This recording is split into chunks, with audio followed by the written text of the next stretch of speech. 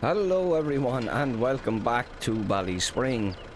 As you can see, it is a much brighter morning than the last days we're here, and we are currently down in one of Kevin's fields. We are tackling this bit of straw that we have bought off him. Now, I have already actually baled the other field. I was down there yesterday and that was dry enough to bale, so we did go ahead and make a start at that. This one I thought needed maybe another day's drying, so we have left it here until today. But we're just giving it the one final turn here this morning, and I reckon probably after dinner here we should be able to tackle it. Like I said, we have baled the other field and we had a very good return off it actually. We had 55 bales. I'd reckon we probably get close to 30 down here. So if we have over 80 bales in total, that'll definitely be a good return for us. Now, as soon as we get finished with the rowing here, we're going to head down to Kevin's and we want to start loading up some of those bales so that we can get them back up to the yard. We also have to fill up a trailer load for Don as well. Now, Don said he wants us to get about 20 bales of straw off me. He said he might possibly get even 25. He hasn't sort of decided yet. But we'll fill him up a trailer load and bring that down to him, and he can decide himself then in the meantime what he wants, because I'll be hopefully taking him away out of this field here this evening, and sure, it'll be handy enough to bring the extra few ones from here because he's only up the road there. But speaking of Don, I actually heard something interesting, and I don't really know how much truth there is to it or anything, but Wes was saying to me there that there's a field directly across from his garage. And I know the one he's on about because I've seen it there during the year and I haven't really seen anything being done with it. It's been just left ploughed and hasn't been touched. But apparently that field was up for sale. And Wes reckons that Don is after buying it, or so he heard off someone else. So I've sort of found that interesting when I heard it. I wouldn't have thought Don would have been looking to expand, but sure, maybe he is. But the thing about that field is it's an arable field. Like, it's a decent sizable little field. It's maybe 3 acres or maybe even a little bit more. But yeah, I was just wondering at Don buying it, you know, maybe he's just looking to get more grassland. Maybe he's going to convert it over into being grassland, you know. Maybe he wants more ground there to be able to make a little bit more hay there for himself, because he was having to buy some in. But yeah, I don't know what the story is with it. Like, I was talking to Don, but he didn't mention anything about it, and I didn't like asking because I didn't want to be too nosy, you know, that sort of way. But yeah, I found that interesting anyway. But as in terms of what's been going on here the last few days, well, things have been actually relatively quiet. The rain sort of put a big dampener on things here the last week or so. There wasn't really too much going on.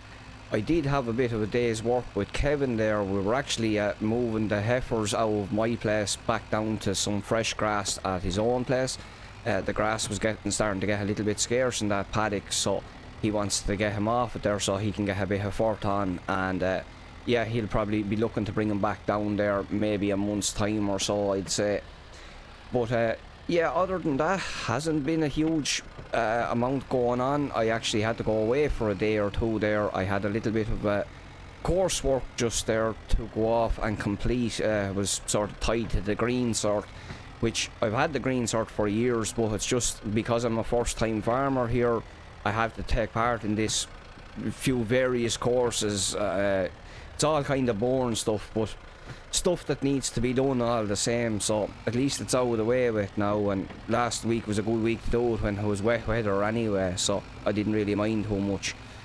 Now, I have had money come in, as you might have noticed there. We did get paid from both Mick and Kevin, who both owed me money, so yeah, it was nice to get that money coming in. I had just over €1,800 in total come in. The nice thing about, you know, doing harvest work like that, it is a bit of a specialist job, and as such you tend to get a good wage there for doing it. So yeah, I was happy with that. And you know, of course, we were doing all his baling of his straw and his hay and stuff, and that helped to notch our paycheck up a bit there as well. Out of that, I have spent €600. I did get another fill of diesel for the tank down at the farm. It was starting to get scarce there again, which is kind of a good thing in one way, because the reason it's getting scarce is because we've had more work than I was initially anticipating, you know. So yeah, I can't complain too much on that end. Now, the only other little thing to really fill you in on is Mick had asked me there to do a little bit of slurry spreading for him. I think I mentioned it even there in the last episode. But with it being so wet, we didn't really get a chance to get out because the ground was sort of too soft. And he actually ended up ringing me yesterday evening wanting to know was there any chance I'd maybe come down and do it for him there today. And I sort of had to turn him down because I said to him, you know, I explained to him I was after buying this bit of straw off Kevin and I needed to get started at it.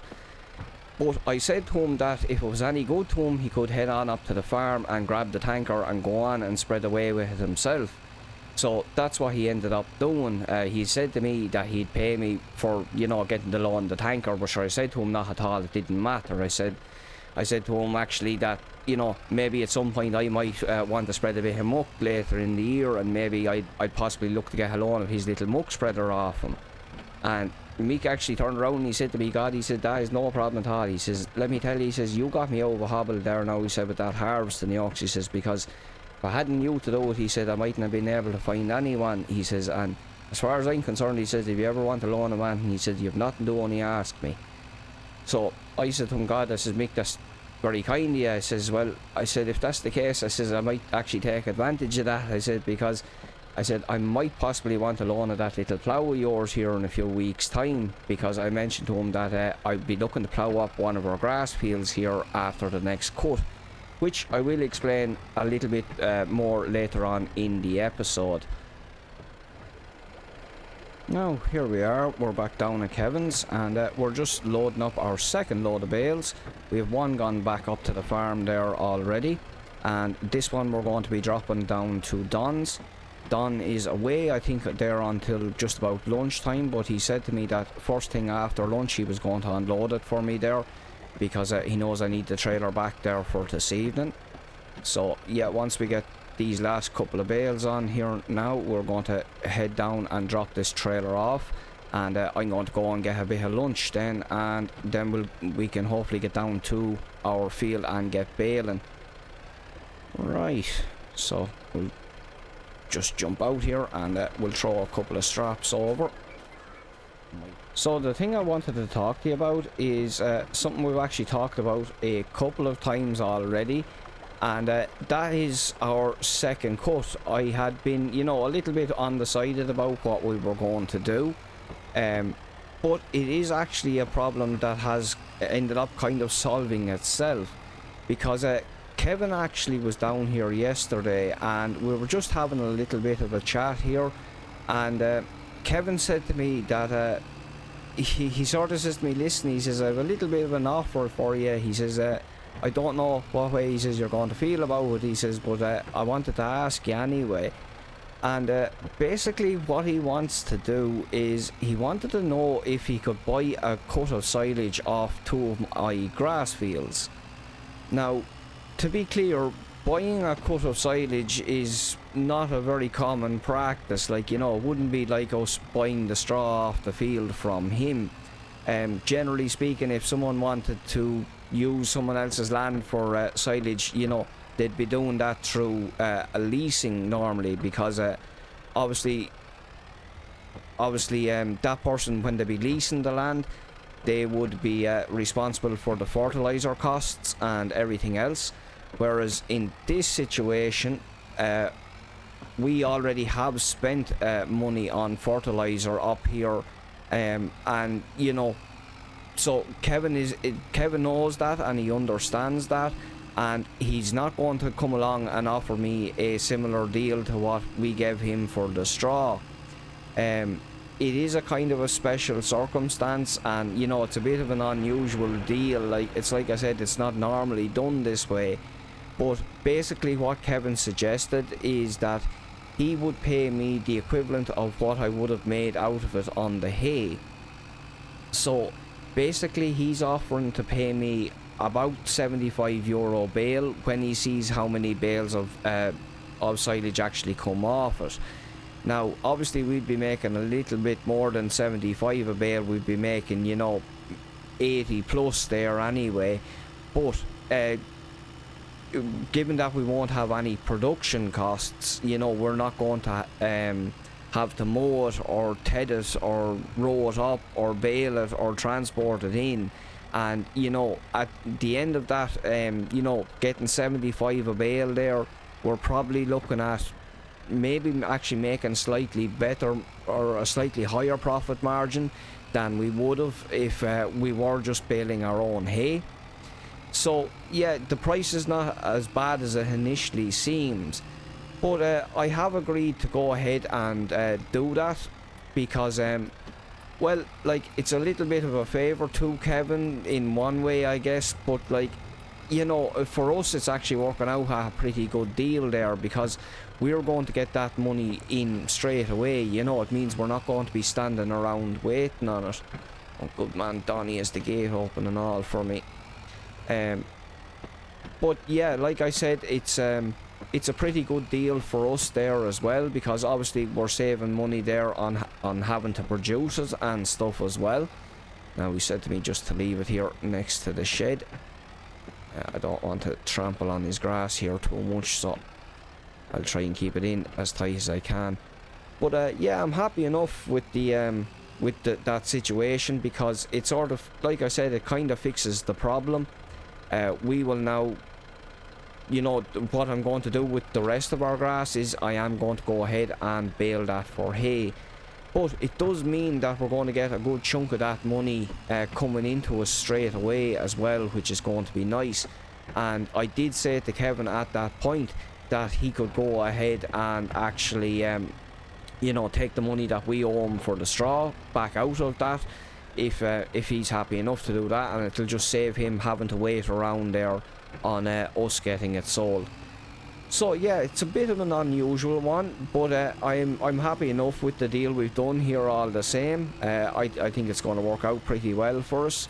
So yeah, I'll get us on back up to the farm, and we'll grab the baler and get back down here and get baling. Right everyone, as you can see, we've made a start on our baling down here. It's looking pretty good already. We are definitely landing out a good few bales there on the first headland anyway, for sure. So yeah, looking pretty happy with the return that's going to be on it down here as well. Now, something I didn't mention there was that the two fields Kevin is going to be taking off us are actually the two fields directly out the back of the farm. If you can remember where we took our cuts of silage there the last time, it is basically the field straight out the back and the one to the right of that. And the one to the right of that is the field that I actually am going to be re-sowing. Now, the reason for that is because way back when I was buying the farm off Kevin, you know, I had a bit of a discussion with him about, you know, just the overall state of the land and stuff. And something he said to me was that he had had a problem with that field in terms of poor nitrogen retention. And he said it was something he tried to address multiple times. He tried putting in different blends and different mixtures of grass, but he hadn't really seen any great results. And you know, I was thinking myself about how to tackle that. And one solution I had kind of came up with was the possibility of looking at putting in a cover crop here over the winter. And basically my hope was that putting in the cover crop would give a little bit of a boost to the nitrogen levels going into next year, and hopefully help us to see a better return next year on our grass. The one drawback to doing that would be that you know, we wouldn't be looking at re-sowing our grass until spring of next year, which means that we are only ever going to get a maximum of 2 cuts out of it. And you know, while that wouldn't be the end of the world, I actually ended up telling that to Kevin yesterday, that, you know, that was my plan. And Kevin said to me at that point that the last time he had re-sowed that field, which was about 3 years ago, he said he had a similar idea, and that was what he actually tried. and he said it didn't really pan out for him. He said that, like, yes, he said, yeah, he got a good cut of grass off it the following year, he said, but the year following on from that, he was back in the same predicament. You know, he said he was almost always having to put a double application of nitrogen onto that field. And even when we were spreading our own liquid nitrogen out on that field this year, I did actually put a double application on it, and even still, it's only barely in line, I would say, with the field beside it, you know. So that kind of put me off a little bit on the idea of putting in the cover crop, because, well, there's no real point in doing the same thing again and hoping for a different result, you know. So at that point, I actually went up to Brophy's, which is our local granary, and I was talking to their agronomist there, and I basically just asked him about, you know, what would be our options in terms of what could we do to try and address the poor nitrogen retention, you know. And one of the things he suggested to me was the possibility of putting in Lern, or to give it its more maybe commonly used name, alfalfa. It is generally referred to as Lern here in both Ireland and some parts of the UK, but Lern is definitely its more common, or alfalfa I should say, is its more common term in places like the Americas and that. So, but just in case I refer to it as Lern, you will know what I mean. But the thing about Lern is that it's actually known for being what's called a natural nitrogen fixer.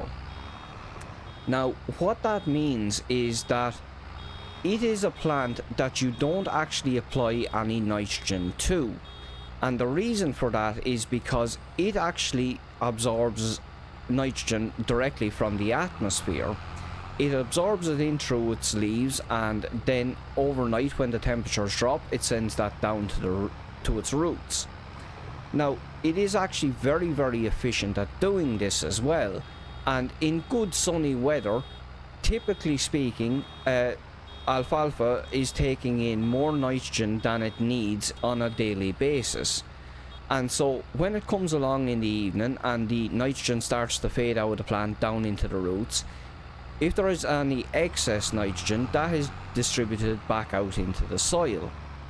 And over time, that can really help your soil, or soil that is suffering with the same problems we are having, which is the poor nitrogen retention. And, you know, if you had alfalfa in a field for a period of 3 to 4 years, you could come along and maybe look at putting in cereal crops for a few years following on from that, or you could look at swapping back over to grass, and, you know, you could probably get away with being trouble-free there for the next maybe 3 or 4 years. Now, even though it is called a fixer, it doesn't actually necessarily fix it long term. It is definitely a little bit more of a short-term fix, because, you know, after 3, 4, maybe even 5 years of having your grass back in the field, you most likely are going to start seeing issues again. And really the only fix to go back at that point is either to start spreading on more nitrogen, or to maybe again start working with something like a Lern. So there are now, one of the other major benefits, I should say, of the Lern is that it is also a forage crop, much the same as grass is. But because the plant is naturally absorbing nitrogen, you're of course not spreading any nitrogen onto the plant. And that means that you're also not waiting for nitrogen to drain out of the plant in the same way you would be with your grass. Now, the big benefit of that is that when you're not waiting for nitrogen to drain out of it, it means that you can cut the plant exactly at the moment of maturity, which for alfalfa is basically approximately every 30 days or so. Now, what that means is that you could actually be looking at taking, on a good year, up to maybe 4 cuts of alfalfa throughout the year, and that would mean 4 cuts of hay, which would be, you know, basically double what you're going to get off your grass field. Granted, on a good year you might also get a third cut of grass and you might be able to make a bit of silage out of that or something. But generally speaking, you're going to be taking more crop per acreage off your alfalfa. Now, the drawback, there is of course drawbacks, because nothing's ever too good to be true, but there are drawbacks to the alfalfa as well.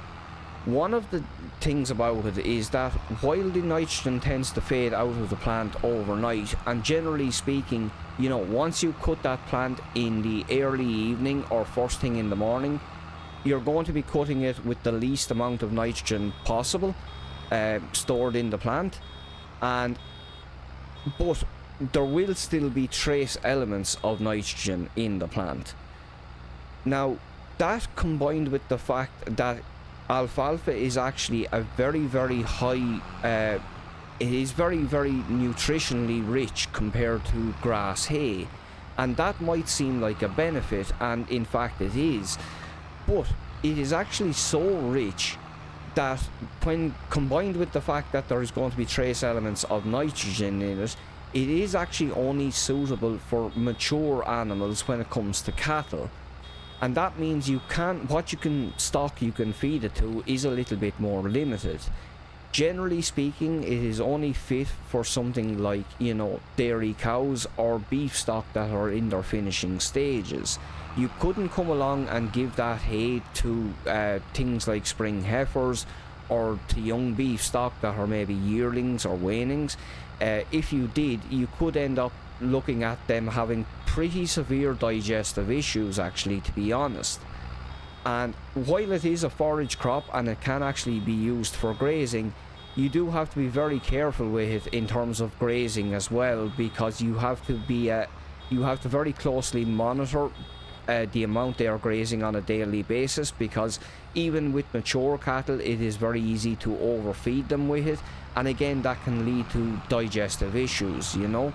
Even the mature cattle themselves, when they're first being put onto alfalfa, they generally kind of almost have to be weaned onto it. Now, that is partially the reasons for why it is not quite as widely adopted in places like Ireland and the UK. Now, I'm not going to say it's not sown at all, it is absolutely sown, but where at least the parts of Ireland that I'm generally visiting, it's not as common as a sight as, you know, as your grass or anything like that, or even as a lot of cereal crops or anything are.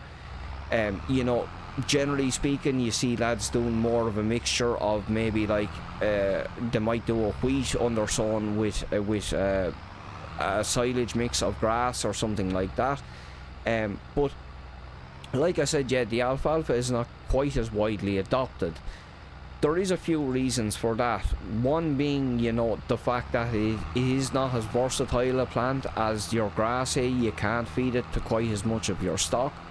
But, you know, Ireland's farming population is also a somewhat aging one, and, you know, sometimes the older guys can be a little bit slower to adapt to change or to try new things. And really it's probably the younger guys who are in the dairy industry are probably going to be your best bet in terms of getting that alfalfa shifted, because those are the guys that, typically speaking, are always looking to increase production wherever they can, and, like, you know, they're trying to be as efficient with their feed wherever they can as well. And so the alfalfa has been growing in popularity with the dairy guys, and especially the younger dairy guys, over the last few years. Now, while you do have a reduced market to sell that alfalfa to, the guys that are looking for it are willing to pay a good premium price for it, because it is such a high quality feed. And because of that, it will actually make typically more money than your grass hay would have made. Where your grass hay is going to be making, you know, 80 to 85 a bale, you could be looking at making, I would say, at least a minimum of €100 a bale on your alfalfa. And that's obviously going to be a quite good return when you combine that with the fact that you would be getting 4 cuts of it off it in a year. So it is definitely going to be a little bit of an experiment, and you know, it's not a plant I've ever actually really worked with. Even, you know, all the contracting work I did with Brad, I've never actually worked with alfalfa, so it's going to be a little bit of a learning experience for me as well on it. And like I said, yeah, it's a little bit of an experiment, but you know, with no risk there's no reward, so I don't see it as a massive risk. It is somewhat, I would say, more of a calculated risk, but there is risk all the same, because, you know, if we can't find guys to sell it to us, well then it doesn't matter what quantity or what quality we have, because at the end of the day, you know, that's no good without somebody to buy it off of.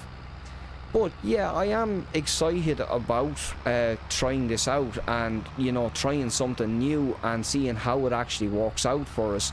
If it works out well, you know, it might work out very well, and that's basically what I'm hoping for. And you know, it's definitely going to help address the issue that we are going to be producing less hay next year no matter what, because that's something we're going to have to start talking about here now in pretty soon as well. Is just generally our plans for next year, because I'll probably save it for the next episode. But what I can tell you for right now is that we are definitely going to be doing less grass work next year and more arable work. Like I said, I'll save that for the next episode. But it is something that we do definitely need to start thinking about now, pretty much as we're, you know, approaching the end of this year, or at least getting into the back half of it. But I think that is where we're going to leave it for today. As always, I hope everyone has enjoyed the episode, and until next time, take care and good luck.